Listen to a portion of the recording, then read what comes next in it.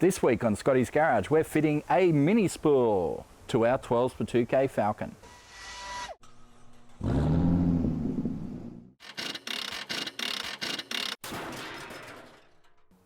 Hey guys, and welcome back to Scotty's Garage, where the plan currently is to make this AU, which I'm gesturing off camera, but anyway, this AU that's in front of me, make it run 12s for $2,000. It's going to be quite a challenge.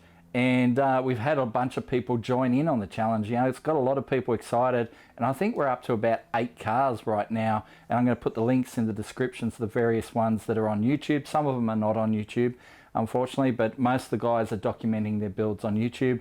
Some of them have some very interesting interpretations on what is budget. But anyway, that's okay.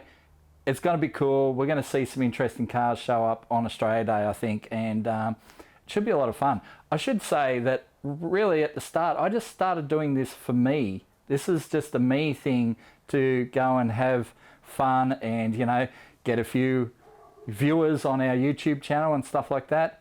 But it's turned into something much bigger, and well, that's pretty cool too. Like, but I'm not going to be the guy that goes, you can't do that. Man, I'm happy for everyone to join in. I'm not here to be the arbitrator of the rules and that sort of thing. I've said what the rules are. We'll let the public decide on whether people have followed the rules or not. However, anyway, so between the time this morning when I did the intro and now, things have changed. So the plan is still to put this mini spool in the diff. This mini spool, I think I mentioned last episode, was given to us by one of our video guys who gave it to us years ago. And it sat on a bench in the Carnage workshop, and you can buy one of these for 80 bucks any day of the week off eBay. So I'm saying it's, you know, very secondhand looking. It's got surface rust all over it. It's been sitting there for a long time. I'm going to put a $40 value on it because, yeah, it's just a chunk of metal that's been sitting in our workshop for a long time. You may not agree with that. I don't care. Anyway, that's our mini spool. That's going to go in the diff, and the plan for me today was to put this in the diff today, except from me walking from the rear of the car to the front of the car, my brain going, hey, maybe there's another way we can do this. Started doing some research and found out that AUs come with a whole bunch of different diff ratios. Now I was going to stick with the 308 gears that are in it, because I reckon we can still run 12s with 308 gears with a turbo if we're going, you know, NA or nitrous or anything like, even supercharged. I'd want more gear in it than that. But on a turbo, you can generally get away with a fairly tall gear because it helps load up the turbo and helps it bring the power in anyway. So tall gears still work. However, I did some research and found out that XR6s come with 345 diffs. That'd be great. But even Fairmonts come with 323 diffs, because apparently they were so heavy that with a 308 diff they were a bit of a slug, so Ford put a 323 in them just to give a bit of spice back to them. So that's not bad. So I started looking through the pick apart wreckers on their website, and there was an XR6 on the website, and I'm like, surely the diff's gone, you know. So I get in there and see the diff has not sold from this car. I'm like, okay. I'm surprised because it's been there 2 months. You know, why is the diff still there? So I decided to jump in the truck. I've got a truck from Ford at the moment. Jump in the truck, drive to Dandenong with a bunch of tools and go pull this diff out. Hey guys, so I'm down at Jolly's Pick Apart at the moment. I came down here to look at an XR6 to grab the diff out of that. Unfortunately, someone's done a swapsies, and I think before the car even got here, someone put a 308 rear in it. I was lucky I checked, because I went down and I saw the sticker had been scratched off on the diff, and someone else had actually come and taken the hat off the diff, and yeah, right there, 308 instead of 345. Bugger. I was kind of hoping I'd get that and get it, you know, nice and cheap, but there is an AU Fairmont here. Now, what people don't generally know is the Fairmonts, while your normal AU got a 308 diff, the Fairmont's got a 323 because they were a bit loaded up with options and stuff, and Ford didn't want them to feel like a total slug, so they put a better diff ratio in them. So 323 is not as good as 345, but it's definitely better than 308. So we're going to grab the diff out of this thing, and it's not going to cost us a lot. Hopefully won't be too much off the budget, but yeah, it should have dropped our ET at least by a tenth. So that's a good start, and then I can throw a Minispool in that. That'll do. So I spent the next 70 minutes pulling the diff out. It would have been less, but I forgot my 18mm socket. Who uses an 18mm, really? I took 2 socket sets with me. The 18mm was missing from both sets for whatever reason, and yeah, 18mm is the bolt size that holds in all the major points, like your lower control arms and stuff like that. They're all 18mm. Anyway, a guy walking past, I asked him if he had an 18mm, and he said, yeah, do you have a Phillips head? And I'm like, yeah. And I'm like, so we did a trade. I borrowed his 18mm, he borrowed my Phillips head, and everything was great with the world. So I just loosened them all off, gave him his thing back, and he gave me his screwdriver back, and then I just used my ratchet spanners to get them out the rest of the way. However, I have myself a 3:2:3 ratio diff now, and I'm going to put this Minispool in that, and then put it in the car. That is my plan. And now we have the diff in the garage ready to do our Minispool. So we'll do it out of the car first and then throw it in the car. All right, we'll start by draining the old fluid out. So these later Borg-Warner diffs after EA, I think. EB, I think, was the first that had the larger bolt down the bottom for draining the fluids out. So we'll undo that. And rotate the diff, hopefully not making a mess.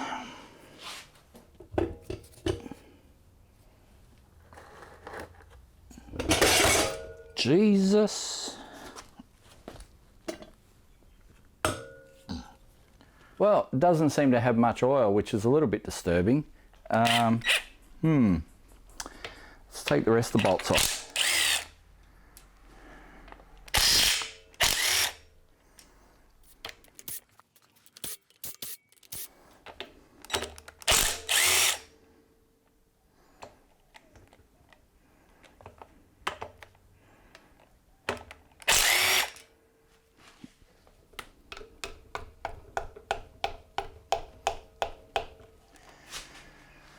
All right, bolts are out, so let's remove the backing plate.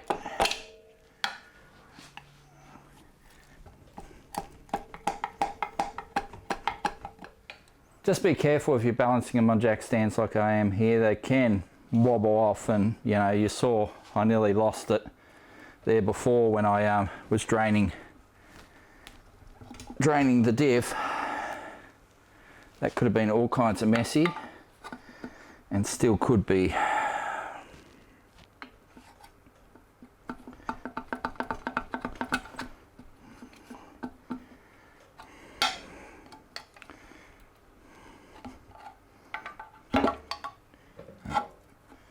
Popped it off the bottom. I'm just going to pop this one.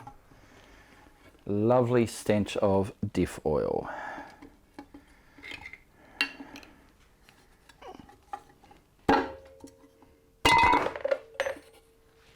Don't fall in there. All right. And there's our back plate.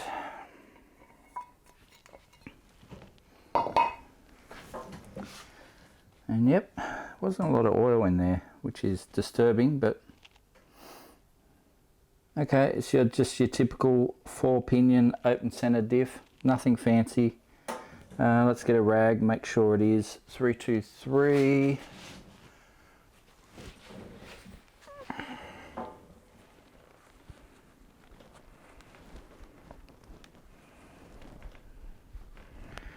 Yep, 323 on the gear, which is exactly what it should be. Right, so now we've got to pop the axles, and we'll see if we can get this center out without having to spread the housing. Sometimes they will come out easy, sometimes you've got to spread them. And if we have to do that, I'll show you how that's done. But yeah, pop axles first. Right, well, to pop out the axles, we've got to use an 8mm Allen key bit. I do have an 8mm Allen key on this arrangement here, except it's can't get a lot of pressure on it. I'm going to have to get the diff down on the ground so I can really, you know, get on it, because as it sits right now, it's just going to rotate on the axle stands and end up on the floor anyway, so might as well just put it there before it falls down.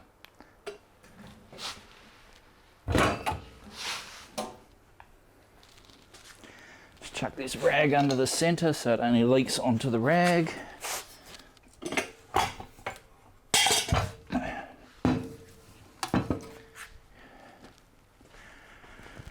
All right.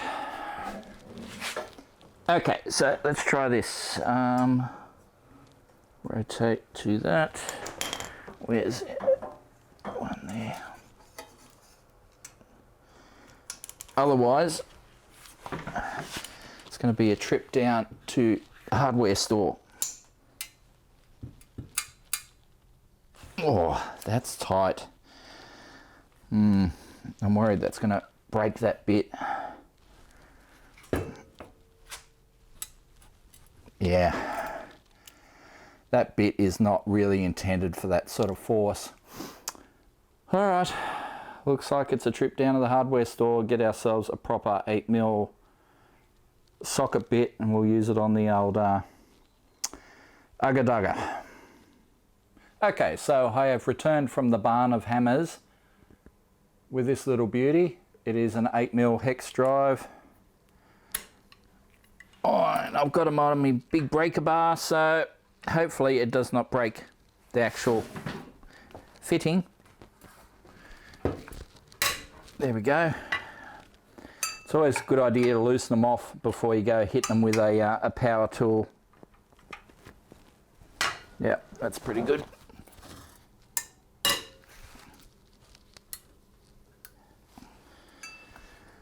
All right.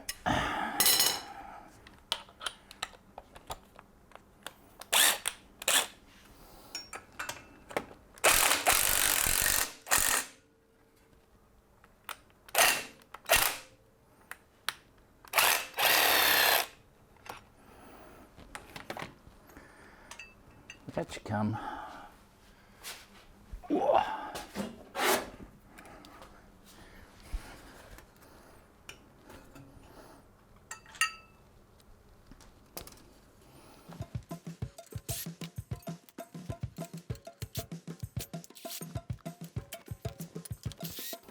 There we go.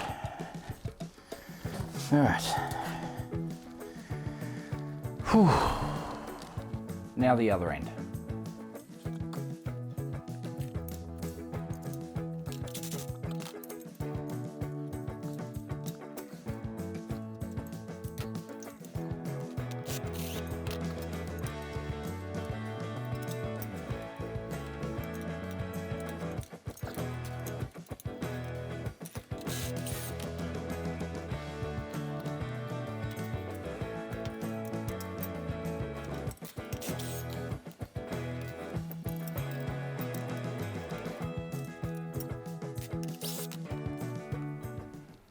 Okay.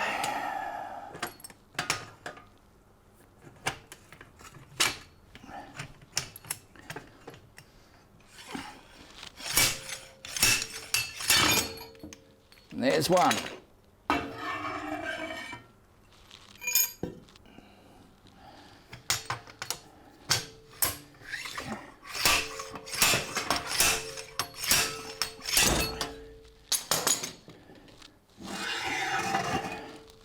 There's the other. Oh. Well, that was relatively easy. Well, it was easy once I got the right tools, so it's definitely worth the trip there to get the right tools. I'll neither confirm nor deny that I had a couple of snags while I was there, but yeah, let's just say lunch is sorted. Anyway, let's get this center out so we can look at replacing the guts with a Minispool. What's that? Looks like a 9/16. Okay, let's make sure we remember which way this goes.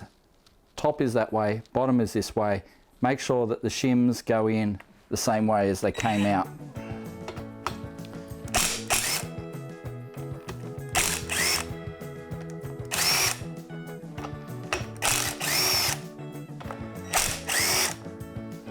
Right.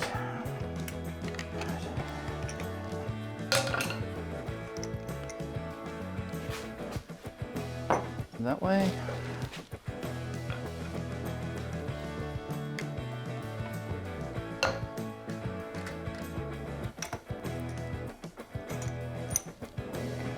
That way.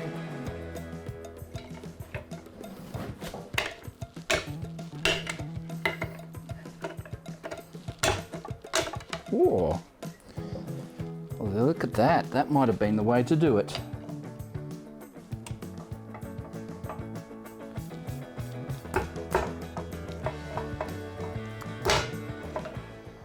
Who's a clever boy?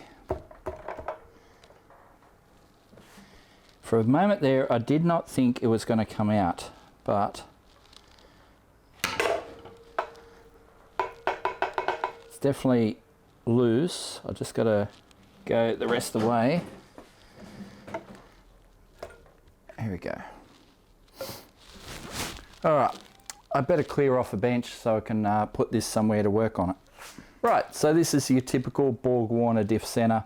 They've used Borg-Warner diffs in Australian cars right through the 60s, 70s, 80s, 90s, into the 2000s. There are variations, but the 78 series has been around for quite a while.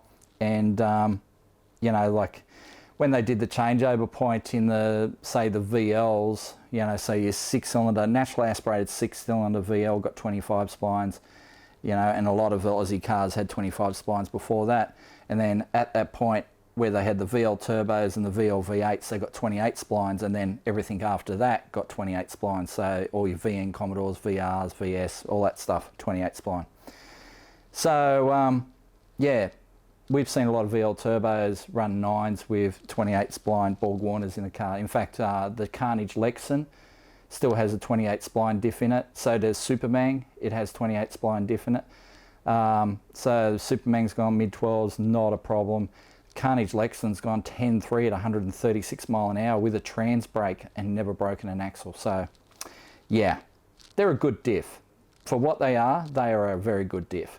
So they will handle some power. We don't need to upgrade the diff other than put the Minispool in it. So both tyres turn the same direction. That's what we want. Few people will say, you know, why not weld it? Well, every time I've welded a diff, and yes, I've welded a few diffs over the years. Come on, I'm Scotty. Of course I've welded some diffs. Every time we've welded a diff, we've broken an axle. Every time. Every time we do a Minispool, we do not break axles. So I think there's some correlation there with the heat that you put in the center when you're welding up those spider gears. Yeah, we've broken quite a few axles doing that. So yeah, we'll just replace the innards with a big chunk of iron that locks the axles together, and it'll be fine. It'll make, the car's going to make plenty of power, but it has to run 12s, you know, and it'll be fine with a Minispool in it.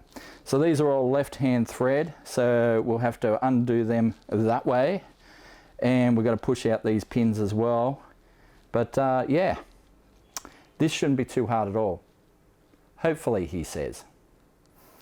I seem to remember last time I did this, I had to lock it up in a press so I could get these undone. We'll see.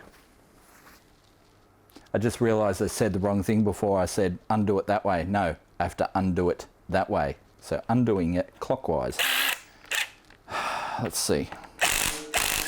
Oh, look at that. Boom.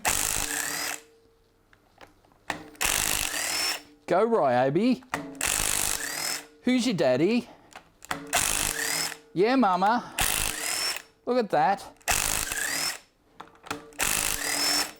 Woohoo! Got them all. Didn't have to use the press or anything. Look at that. Woohoo! Look at that.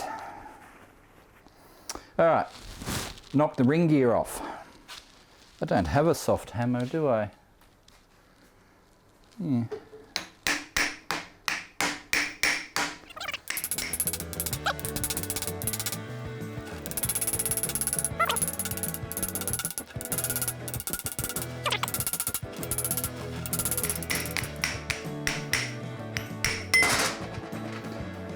There she goes. Right. Don't need that for the moment.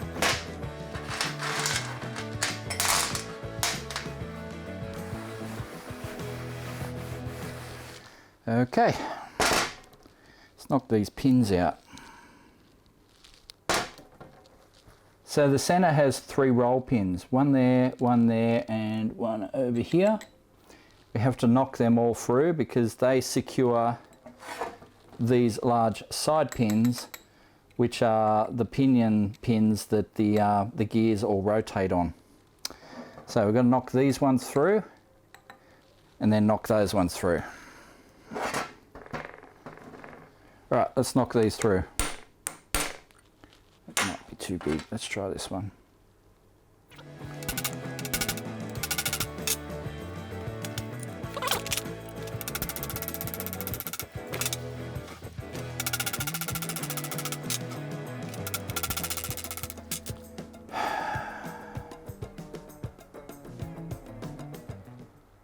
My punch isn't long enough.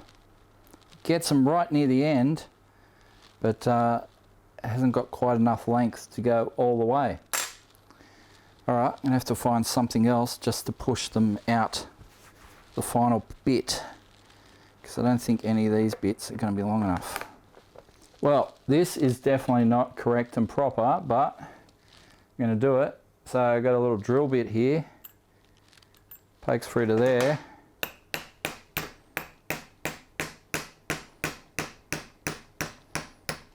Wow. Okay. It's not stupid if it works. Just tap it down. Can't go too hard because you'll snap the drill bit otherwise. Don't need that.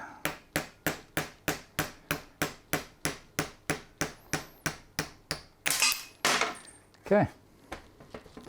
Alright, all done.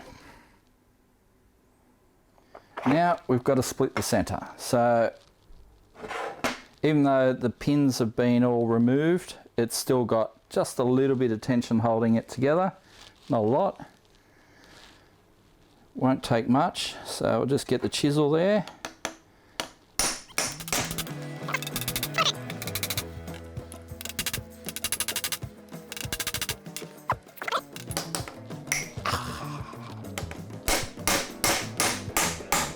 There we go. All right. And there's our 2 halves.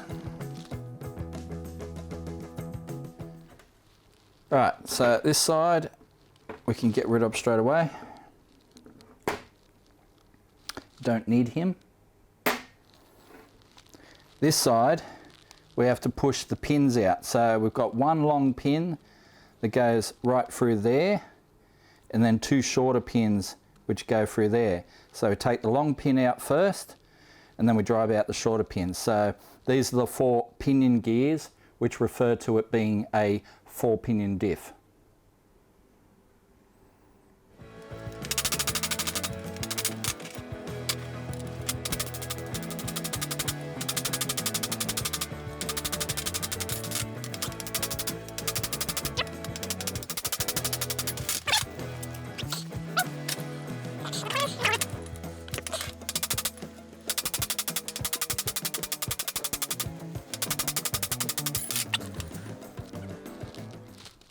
There's the other one.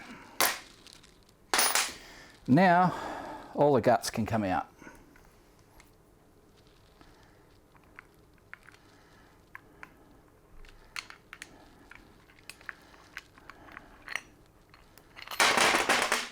There we go.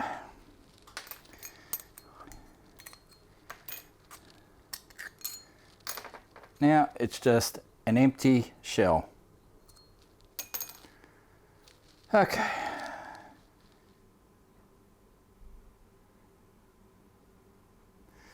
Now the important part. Someone the other day on the last video actually made the comment that the mini spool I had might have been a 9-inch mini spool. Now the person that gave it to me said it was for a Borg Warner, but they could have been wrong. So this is the moment where we'll find out. Does it fit? No, it doesn't. I've been sold a dummy. All right. So this is actually a 9-inch mini spool. The person who made that comment was correct. I didn't even think about it until they mentioned it, and then I went, you know what? Every Borg Warner mini spool I've seen is the other shape, which is basically this big chunk of metal, not quite as big in diameter, but it fits in there perfectly. So that is a 28 spline mini spool for a 9-inch, not a Borg Warner. I mean, I'm assuming it's even 28 spline. Let's test it on an axle. Ugh. Okay, goes on the axle just fine. Axle fine. Center, no, that's a fail. Bugger! This is what happens when you get given parts by people who don't know. Anyway, look, I've seen different styles of mini spools over the years, so I wasn't kind of, you know, wasn't really triggering any memories at the time. I've seen them in all sorts of different shapes and sizes, but yeah. So, well played, that commenter. You were spot on. So now I have a diff and no mini spool. Bugger.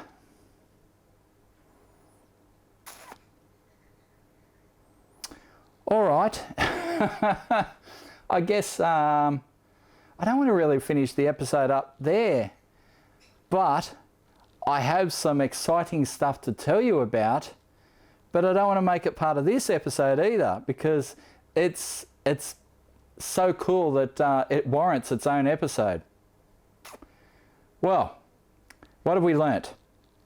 We've learnt that AUs have various diff ratios. We learnt that sometimes what you find in the wrecking yard is not what the car should have left the factory with. We also know that Fairmonts have 323 diff ratios, and that 323 is definitely better than a 308. And if you're going to buy a mini spool for them, which I didn't buy it, I got given this, but if you're going to buy one, make sure it's for a Borg Warner and not a 9-inch. All right, well, it sounds like I've got to go inside where the air conditioning is humming along. That would be nice. And order myself a 28 spline mini spool for a Borg Warner as cheaply as possible. And then we're going to fit it, and you're going to see all that somewhere down the track on Scotty's garage. Hey guys, before we go, I just want to say that I've removed all the shirts and hoodies from the Scotty's Garage store for the time being, or for the next couple of weeks anyway. Our merch lady who does all our shirts and hoodies, she's got 4 young kids, and I want her to have a great Christmas without me, you know, sending her orders every week. So all our shirts and hoodies are made to order. I do have stickers and hats and stubby coolers and all that here in stock at the house. So if you do order something, and please do, you know, order something, we can get it out to you straight away the very next day. So